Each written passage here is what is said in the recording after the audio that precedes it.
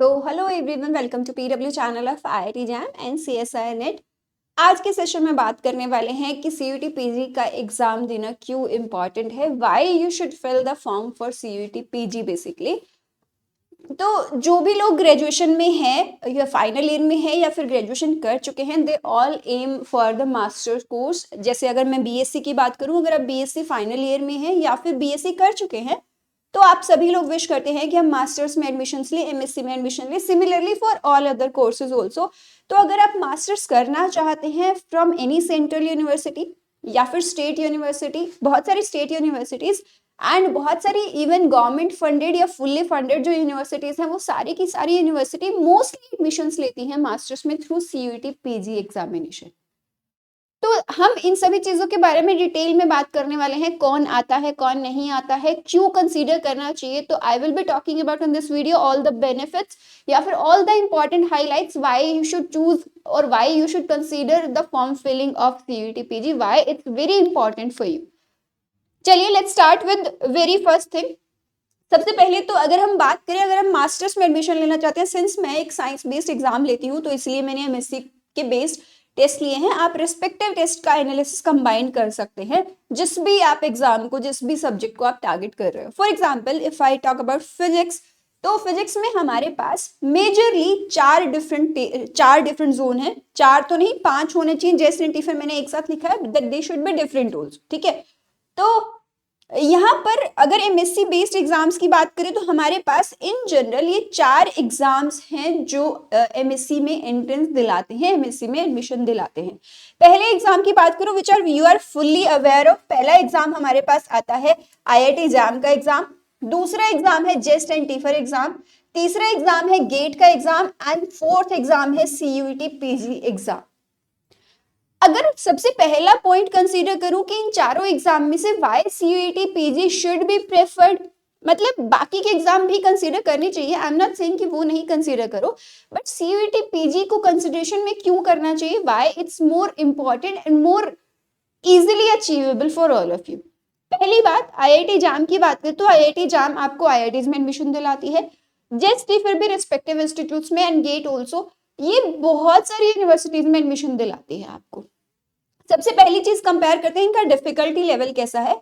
IIT JAM का और gate का डिफिकल्टी लेवल आई वुड से सिमिलर रहता है ना। डिफिकल्टी लेवल के हिसाब से अगर हम रैंक करने लगेंगे तो आईआईटी जैम को मैं डालती हूं सबसे पहले, इसका difficulty level is higher and GATE और ये दोनों ही, या फिर सबसे पहले काम करते हैं सबसे डिफिकल्ट वाले पार्ट से शुरू करते हैं।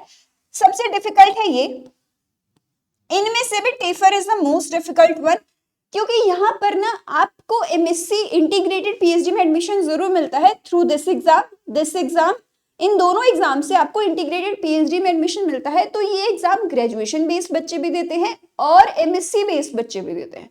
जिनको पीएचडी में एडमिशन लेना है वो भी दे रहे हैं और जिनको ग्रेजुएशन से मास्टर्स में जाना है वो भी ये एग्जाम दे रहे हैं। तो ऑब्वियसली सिलेबस थोड़ा सा एडवांस हो जाता है, यहाँ पर पेपर का डिफिकल्टी लेवल थोड़ा सा ज्यादा हो जाता है, कोर्सेज या यूनिट्स या सब्जेक्ट्स जो आप पढ़ रहे हैं, टॉपिक्स जो पढ़ रहे हैं वो थोड़े ज्यादा डिटेल्ड में पूछे जाते हैं, है ना। तो ये दोनों एग्जाम थोड़े से difficulty wise I would say specially ये थोड़ा सा हायर साइड है। गेट का difficulty level in comparison to TIFR relatively lesser होता है, बट फॉर अगेन ये भी एमएससी बेस्ड स्टूडेंट्स भी देते हैं तो इसके टॉपिक्स थोड़े से एडवांस जरूर होते हैं। Now coming to IIT JAM and CUET PG, जो दोनों ही सिर्फ ग्रेजुएशन बेस्ड बच्चे देते हैं एमएससी में एडमिशन लेने के लिए। अब आईआईटी जैम का डिफिकल्टी लेवल अगर इसका कंपेयर करें तो IIT JAM is again difficult for you. अगर कंपैरिजन की बात करें, आईआईटी जैम का easier version I would say is CUET PG. पहला प्लस पॉइंट कि सीयूटी पीजी का एग्जाम इज रिलेटिवली इजी, बदले में जो मिलने वाला है वो बहुत इंपॉर्टेंट है। मतलब आपको टारगेट कितने सारे ऑप्शंस मिल रहे हैं वो तो अभी हम डिस्कस करेंगे आगे वीडियो में। ऑप्शंस बहुत सारे देता है ना, इजीली अचीवेबल है एंड ऑप्शंस बहुत सारे देता है, इसलिए हमें सीयूटी पीजी को कंसीडर करना इंपॉर्टेंट है। अगर आप सभी लोग सोचते हैं कि मैं यूनिवर्सिटी ऑफ दिल्ली में एडमिशन लूँ, यूनिवर्सिटी ऑफ हैदराबाद में एडमिशन लूँ, या फिर कोई भी अच्छी रिप्यूटेड सेंट्रल यूनिवर्सिटी में एडमिशन लेना चाहते हैं या फिर स्टेट यूनिवर्सिटी में एडमिशन लेना चाहते हैं, तो सभी में एडमिशन दिलाता है आपका सीयूटी पीजी एग्जाम। है ना। अभी हम और बात कर लेंगे कि भाई सीईटी पीजी एग्जाम में ये तो आपकी टॉप यूनिवर्सिटीज हैं ही, अगर मैं टॉप 10 यूनिवर्सिटीज भी आपको दिखा दूं जो सीईटी पीजी कैटर करती है, तो आपको अपनी पसंदीदा यूनिवर्सिटी डेफिनेटली उसमें मिल जाने वाली है। तो लेट्स सी कि टॉप 10 यूनिवर्सिटीज कौन सी है। सबसे पहले जेएनयू, जो बहुत सारे लोग टारगेट करते हैं, मतलब बहुत सारे लोग टारगेट करते हैं भाई जेएनयू को कि मुझे जेएनयू में जाना है। Then University of Delhi, no wonder बहुत सारे लोगों का फेवरेट यूनिवर्सिटी रहने वाला है। जब इवन सीयूटी पीजी का स्कोर आउट होता है, I still remember CUET PG का स्कोर आउट होता है, तो उस टाइम पे सब बच्चे कहते हैं क्या मेरा डीयू में एडमिशन हो जाएगा, क्या मेरा डीयू में एडमिशन हो जाएगा।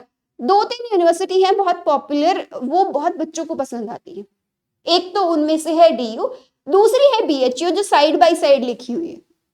दोनों में ही साइंस फील्ड बहुत ज्यादा अच्छे हैं, साइंस फील्ड्स की बात करें तो बहुत सारे बच्चों की चॉइसेस रहती है बीएचयू में एडमिशन लेना, यूनिवर्सिटी ऑफ दिल्ली में लेना। University of Hyderabad is also again a very good university. JMI में बहुत सारे बच्चे टारगेट करना चाहते हैं, एएमयू में जाना चाहते हैं, Pondicherry university, central university of Punjab, Rajasthan, Tamil Nadu, whatever, ठीक है। नालंदा यूनिवर्सिटी बिहार में बहुत फेमस है, तो बिहार के लोग वहां जाना प्रेफर करते हैं। तो इन सभी में आपने अपनी ड्रीम यूनिवर्सिटी तो पक्के से ढूंढ ली होगी, और जब ड्रीम यूनिवर्सिटी ढूंढ ली है तो उसके और फायदे भी बता देती हूँ कि उसको ट्रैक करने का रास्ता तो है सीईटी पीजी, और उस सीईटी पीजी के और बेनिफिट्स और देख लेते हैं कि क्या क्या बेनिफिट्स हैं, ठीक है। तो एक बार कंपैरिजन कर लेते हैं कि हमारे जो एग्जाम्स मैंने लिस्ट किए थे उनसे आपको कितनी यूनिवर्सिटीज के ऑप्शंस मिलते हैं। पहली चीज तो इजीली अचीवेबल है, दूसरी चीज कितने ऑप्शंस देती है ये भी बहुत मैटर करता है ना। तो सबसे पहले अगर मैं बात करूं CET PG he on the top लिखा हुआ है, तो सीईटी पीजी में आप देखेंगे ऑलमोस्ट 190 प्लस यूनिवर्सिटीज पार्टिसिपेट करती हैं। इतनी यूनिवर्सिटी एडमिशंस लेती हैं through CET PG exam, which is huge actually, है ना। तो दूसरा अगर बात करें आईआईटी जैम में आपके पास 20 to 20 इंस्टीट्यूशंस है, जिसमें आपके आईआईटीज आते हैं, आईएससीज आते हैं, और कुछ एनआईटीज भी एडमिशंस लेती हैं आपकी किसके अंदर, आईआईटी जैम के थ्रू। देन गेट की बात करें तो गेट में भी यही सब है, लेकिन गेट में नंबर ऑफ इंस्टीट्यूशंस आपको काफी सारे दिखेंगे क्योंकि गेट में आपकी एमटेक भी, इंजीनियरिंग सब्जेक्ट्स भी हैं, तो यहाँ पर गेट में सारे के सारे आ जाते हैं। इंजीनियरिंग के बहुत सारे हैं, तो बहुत सारे लोग एमटेक में एडमिशंस भी लेते हैं थ्रू गेट, है ना, इसलिए आपको नंबर ज्यादा देखने को मिल सकता है, ठीक है। देन जेस्ट की बात करें, जेस्ट में भी आपके पास आईएसएस है, आइजर्स है, नाइजर्स, और कुछ स्पेसिफिक यूनिवर्सिटी है जो गेट जेस्ट के थ्रू आपका एडमिशंस ले सकती हैं एमएससी के थ्रू। एंड लास्टली टीफर में बहुत कम इंस्टीट्यूट्स हैं। टीफर के स्पेसिफिक इंस्टीट्यूट टाटा इंस्टीट्यूट जो है और फंडामेंटल रिसर्च या फिर कुछ पार्टनर इंस्टीट्यूट्स है वही आपके एडमिशंस लेंगे टीफर में। अदरवाइज बाकी की सारी यूनिवर्सिटीज, यहां देखो, सेंट्रल, स्टेट, गवर्नमेंट, एंड ये अगर डीम्ड भी या प्राइवेट भी कहें तो वो भी बहुत सारी यूनिवर्सिटी इसी के अंदर आती हैं आपकी सारी की सारी। तो वन शुड डेफिनेटली कंसीडर कि इतने सारे ऑप्शंस आपको दे रहे हैं एंड दो इजीली अचीवेबल है, तो आपको डेफिनेटली फॉर सीईटी पीजी जाना चाहिए, है ना। Another important point which I wanted to discuss is eligibility criteria, जो बहुत सारे बच्चों को कंफ्यूजन होता है। या तो आप ग्रेजुएशन कर चुके हो या फिर ग्रेजुएशन कर रहे हो, यानी कि फाइनल ईयर में हो, तो आप सीईटी पीजी का फॉर्म फिल कर सकते हैं एंड उसके लिए अपीयर हो सकते हैं। क्लियरली मेंशन है candidate who have passed a bachelors degree, या तो आप बैचलर्स डिग्री कर चुके हो या इक्विवेलेंट कोई भी एग्जामिनेशन, या फिर कैंडिडेट्स जो बैचलर्स डिग्री है appearing in final year of their bachelors degree, ठीक है। जो फाइनल ईयर में है वो भी सीईटी पीजी का फॉर्म फिल कर सकते हैं। एज क्राइटेरिया कुछ नहीं है, this is just a screenshot of the official notification, इसलिए ये इस तरह से अचीवेबल है, अदरवाइज एज का कोई क्राइटेरिया यहाँ पर नहीं है आप सभी लोगों के लिए, ठीक है। तो दूसरी इंपॉर्टेंट बात, फाइनल ईयर की बहुत क्लियर इंस्ट्रक्शंस है कि फाइनल ईयर के बच्चे या फिर वो बच्चे जो ग्रेजुएशन कर चुके हैं, they can all apply for CET PG 2026 specifically अगर हम बात कर ले तो। चलो नेक्स्ट, सिंस हमें ये पता चल ही गया है कि सीईटी पीजी में कौन कौन टारगेट कर सकते हैं, लेवल ऑफ डिफिकल्टी कैसा है, ये भी पता चल गया है कि बहुत सारी यूनिवर्सिटीज हैं आपके पास, तो एक बार ये भी देख लेते हैं कि एग्जाम का पैटर्न कैसा रहता है आपका, है ना। एग्जाम का पैटर्न कैसा रहता है। एग्जाम के पैटर्न की बात करें तो एग्जाम में आपके पास सीबीटी बेस्ड एग्जाम रहता है, पहले आपको पेपर में 105 मिनट्स मिला करते थे,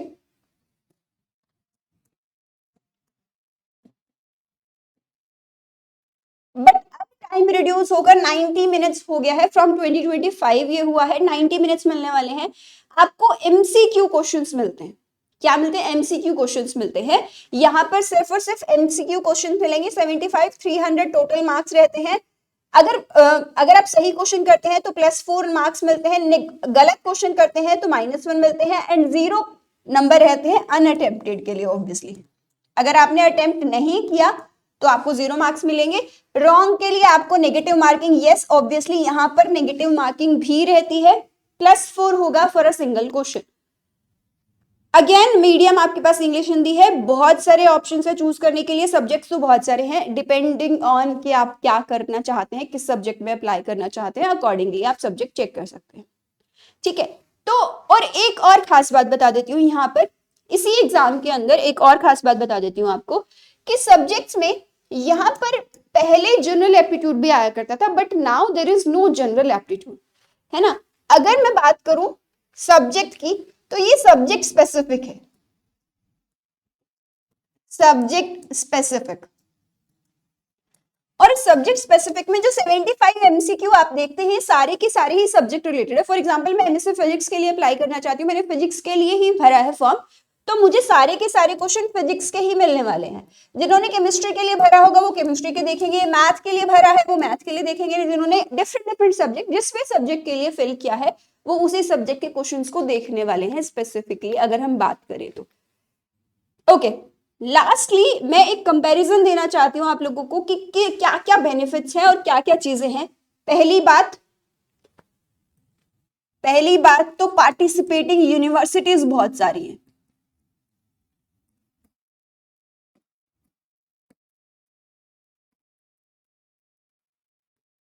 ह्यूज लिखना चाहिए मुझे, लार्ज तो फिर भी छोटा वर्ड रह जाता है। एमसीक्यू क्वेश्चंस आते हैं। अगर आप आईआईटी जाम की बात करो वहां पर 3 डिफरेंट टाइप के क्वेश्चंस आते हैं, है ना। आईआईटी जाम के अंदर आपके पास 3 डिफरेंट टाइप ऑफ क्वेश्चंस आते हैं, एमसीक्यू आते हैं, एमएसक्यू आते हैं, एंड देन एनईटी भी आते हैं। यहाँ पर सिर्फ 4 ऑप्शंस मिलते हैं, 4 में से एक ऑप्शन करेक्ट होता है, सिर्फ आपके गलती करने के स्कोप कम हो जाते हैं यहाँ पर, है ना। तो एमसीक्यू क्वेश्चंस ओनली। अगली बात, यहाँ पर participating university I have already told कि 190 प्लस है।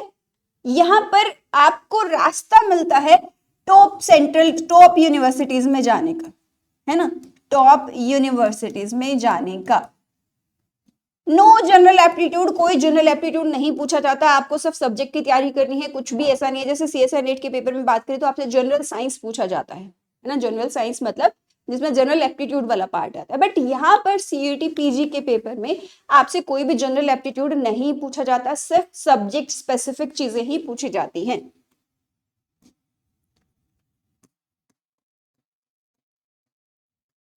दूसरा, ये तो मैं आपको बता ही चुकी हूं, इजिली ट्रैकेबल है, इजिली अचीवेबल है।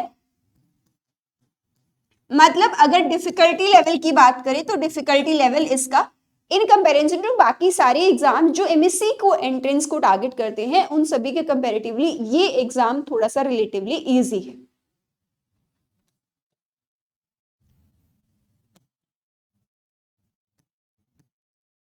इजियर साइड में, है ना। एक और बात लास्टली, वैसे तो मैं सारे के सारे प्लस पॉइंट्स आपको बता चुकी हूँ इसके, लेकिन एक लास्ट में एक इंपॉर्टेंट बात और बता देना चाहती हूँ, और ये कि भाई जो भी बच्चे हैं ना, जो भी बच्चे अगर मैं आईआईटी एग्जाम देती हूँ या जेस्ट के थ्रू मेरा टारगेट, सपोज लेट्स से कोई आईआईटी है फॉर एग्जांपल, और मेरा आईआईटी एग्जाम में एडमिशन नहीं हो पाता, समहाउ मेरा आईआईटी एग्जाम में क्रैक हो गया, तब भी डिजायर्ड आईआईटी मिलना इज अ टास्क। अगर आपका बहुत अच्छा रैंक है तो ही आप एक डिजायर्ड टास्क पे जा सकते हो, डिजायर्ड आईआईटी में जा सकते हो। अदरवाइज आपका अगर एडमिशन बाय चांस आपकी सिलेक्टेड आईआईटी में नहीं होता है तो this is a very very very best, ऐसा कहते हैं ना प्लान ए प्लान बी होना बहुत important, this is plan B for all IIT exam aspirants. जितने भी आईआईटी एग्जाम के बच्चे हैं वो यहाँ पर भी फॉर्म फिल करिए। नोबडी नोज पेपर कैसा आने वाला है एंड आप लोगों का सिचुएशन क्या होने वाला है, तो you should always have a plan B obviously, तो ये सभी बच्चों के लिए प्लान बी जरूर हो सकता है।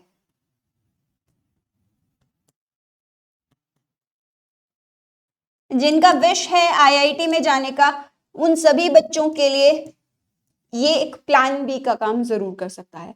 मैं अगर अपनी बात करूं तो यहाँ पर मैं अपने आप के लिए भी सेंट्रल यूनिवर्सिटी ही कंसीडर करती थी, बट मेरी सेकंड चॉइस नहीं, मेरी फर्स्ट चॉइस होती थी, तो मेरे लिए आईआईटी एक सेकेंडरी चॉइस होती थी। बट बहुत सारे बच्चों के लिए आईआईटी फर्स्ट चॉइस हो सकती है, बट समहाउ अगर अच्छी आईआईटी में एडमिशन नहीं मिलता है तो रिकमेंड हम यही करते हैं कि आप अच्छी सेंट्रल यूनिवर्सिटी में एडमिशन लीजिए, है ना। Central universities are also very very very appreciable, and वहां पर आप बहुत अच्छी एमएससी कर सकते हैं या मास्टर्स अपनी कर सकते हैं, है ना। तो इन सभी प्लस पॉइंट्स के साथ पार्टिसिपेटिंग यूनिवर्सिटी तो है ही भाई, नंबर ऑफ सीट्स बहुत सारी हैं, over the top number of seats जो है आर लार्ज, है ना। डीयू की अकेले की बात कर लो, मैं सिर्फ फिजिक्स की है, मैं सिर्फ फिजिक्स की बात करूं तो डीयू या मास्टर्स की बात करूं तो डीयू में ही इटसेल्फ बहुत सारी सीट्स है ना, बहुत सारी सीट्स है। तो भाई आपके पास जब इतने सारे बेनिफिट्स है किसी चीज के एंड आपके पास रास्ता भी आसान है, तो why not consider CUET PG.